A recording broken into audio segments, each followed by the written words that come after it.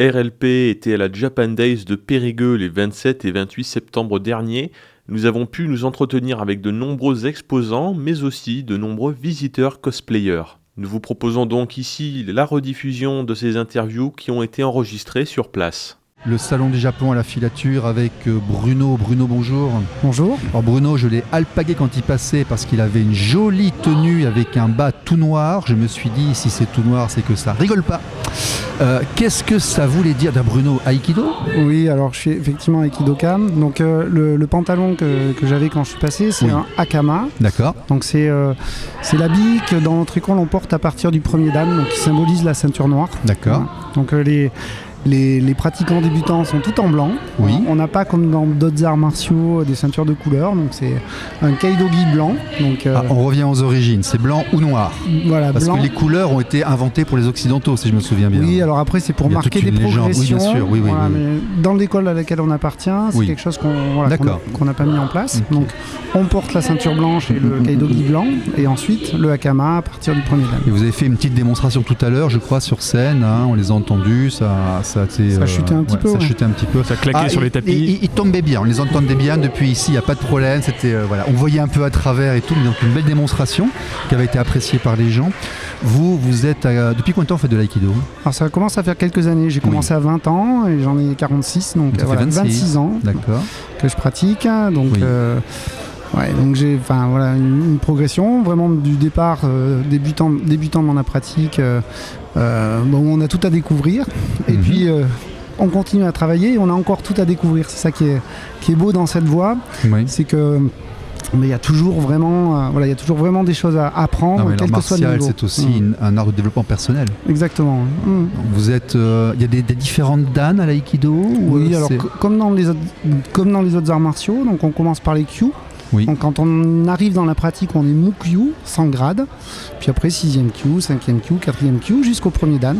Puis ensuite ça va monter dans l'autre sens, premier, deuxième dan, troisième dan. Et vous, sans indiscrétion Alors moi je suis 4e dan depuis quelques temps maintenant. Donc c'est un art pacifique, il ne faut pas vous embêter quand même. Alors c'est un art martial traditionnel, non violent. Vraiment, ça c'est une des particularités. Martial non violent, c'est antinomique. Alors martial c'est un art de préparation de la guerre, martial, c'est la guerre, mais aussi de paix. Bien sûr. Et en fait, il y a ce concept du guerrier pacifique dans les arts martiaux traditionnels. Je le comprends très bien, je donne juste l'occasion de le... Voilà, qui est que pour pouvoir agir de façon pacifique, il faut pouvoir savoir faire et décider de ne pas faire. Ah, mais il n'y a aucune valeur à garder sa maîtrise de soi et à générer la paix si on n'est pas capable de le faire.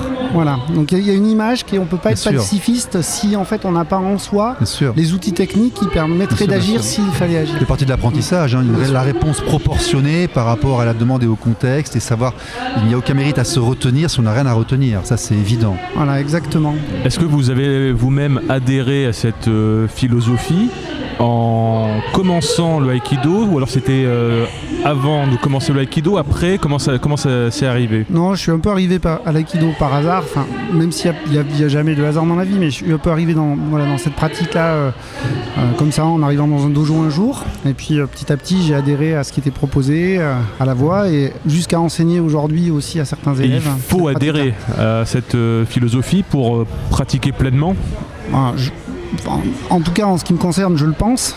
Après, il y a des gens qui peuvent avoir une pratique plus de loisir quand ils viennent dans ce type de pratique. Il a fait 26 ans, il est enseignant, il est 4e dan. À mon avis, il s'est passé quelque chose.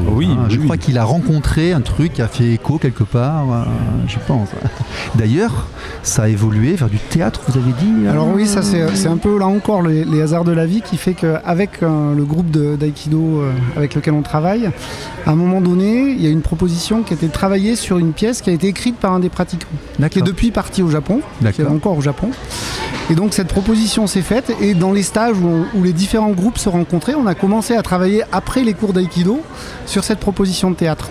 Et donc cette année, on est ici au Japan Day sur une proposition de Patrice Riant de venir jouer cette pièce, alors qu'on a monté il y a maintenant 2 ans et qu'on joue pour la première fois. Vous l'avez joué tout à l'heure Alors on l'a joué cet après-midi à 15h et on la rejouera demain à 15h. Voilà, pour ceux qui, On l'annoncera tout à l'heure au direct demain à 15h. Elle est marquée dans le programme d'ailleurs. Oui, je pense. Ok. Pourquoi cette idée d'utiliser le Aikido pour jouer cette pièce ? Et justement, donc la pièce parle d'un jeune samouraï qui va voler le samouraï de son maître et qui ensuite va être hanté par ce vol dans ses jeunes années.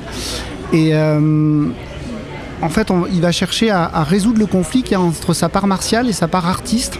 Et c'est pour ça bien qu'on parle d'art martial aussi. Il y a bien cette partie liée plutôt à l'esthétique et cette partie plutôt liée à l'efficacité de la martialité.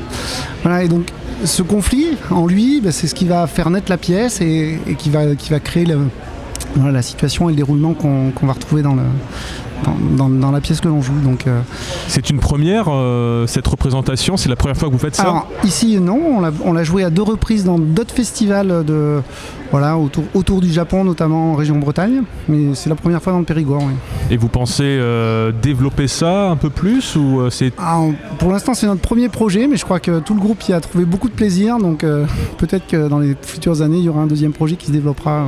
Parce que ça me fait penser à une association que vous connaissez peut-être, périgourdine je crois, l'âme des armes, qui pratique d'abord l'escrime, mais qui ensuite font des représentations théâtrales et qui peuvent même faire des représentations pour du cinéma ou ce genre de choses. Mais là encore, je pense que la pratique martiale, la pratique corporelle qu'on a aussi dans les arts martiaux fait que voilà, il y a une perméabilité vers d'autres arts, le théâtre, le chant dont on a parlé tout à l'heure aussi.